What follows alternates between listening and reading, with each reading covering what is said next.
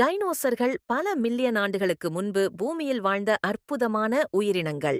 டைனோசர்கள் முட்டையிட்டு குஞ்சு பொரிக்கும் உயிரினங்கள். டைனோசர் முட்டைகள் அளவில் பெரியதாக இருக்கும்.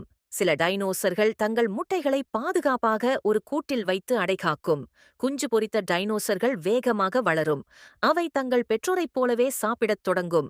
சில டைனோசர்கள் தாவர உண்ணிகளாகவும் சில மாமிச உண்ணிகளாகவும் இருந்தன. டைனோசர்கள் பல ஆண்டுகள் வாழ்ந்தன. அவை பெரிய உடலையும் கூர்மையான பற்களையும் நீண்ட வால்களையும் கொண்டிருந்தன.